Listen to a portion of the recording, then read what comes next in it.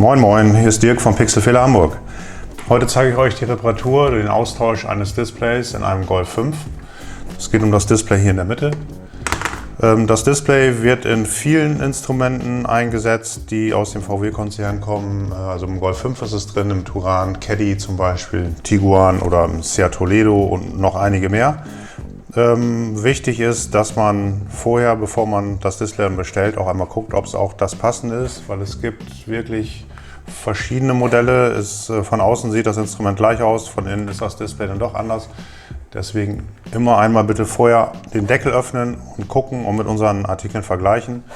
Dann wisst ihr auch, dass es nachher passt. So, geöffnet wird es hier an diesen Clips. Nehme ich mein Aushebeltool wieder und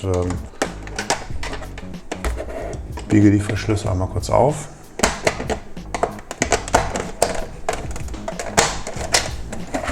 Das ist ganz simpel, geht einfach, deswegen kann man auch schnell nachgucken, ob man das passende Display hat. So, dann haben wir hier einmal diese Folie, die kann man einfach abziehen. Legt sie euch richtig rum hin, damit ihr auch wisst, so rum kommt sie rein. So, hier haben wir das Display. Und das gibt es in verschiedensten Formen, Anschlüsse hier oder Zebra-Gummi-Anschlüsse. Ihr müsst halt gucken, dass die Anschlüsse hier vorne sind. Oder der Anschluss hier vorne.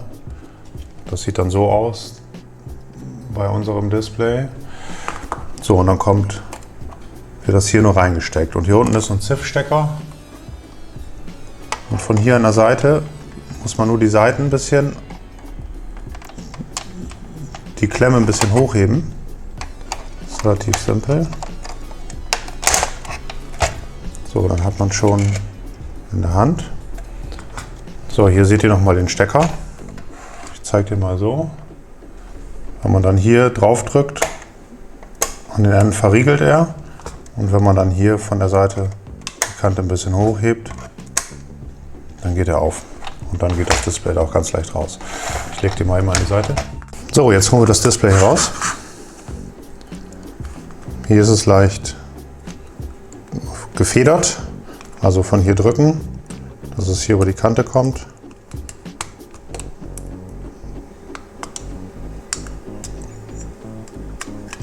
So, dann haben wir das. So, können wir nochmal vergleichen.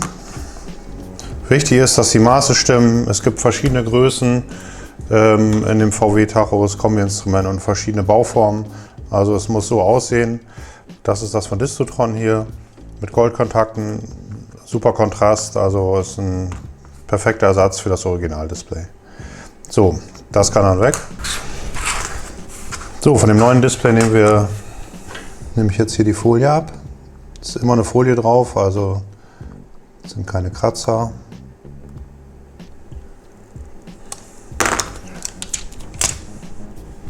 So, schön mattierte Oberfläche.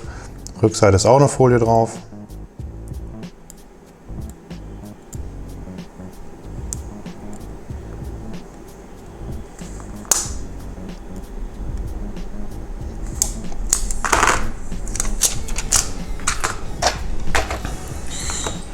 So, jetzt wird es ein bisschen fummelig, also wichtig ist, dass der Stecker auf ist. So, die Rückseite ist so und die Vorderseite ist matt. So, dann muss man das hier reinstecken und dann drückt man hier drauf und dann schließt der Stecker schon. Ich drücke dann hier immer noch mal ein bisschen nach.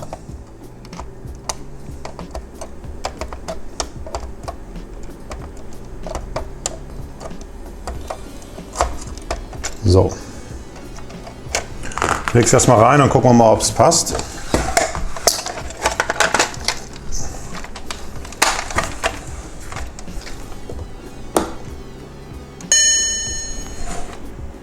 So. Wie man sieht, volle Anzeige. Strom kann aus. Jetzt setze ich es hier hinten an. Drücke es hier gegen die Federn, dass es hier unten reinrutscht. Also hier muss es wieder reinrutschen an diesen Punkten. So, mal gucken. Ja, wunderbar.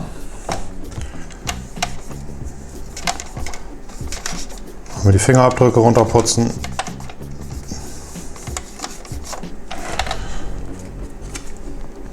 Dann setzen wir die Folie wieder ein. Die wird hier so leicht reingeschoben. Und hier ein bisschen reingeklippt. So, dann kommt der Deckel drauf.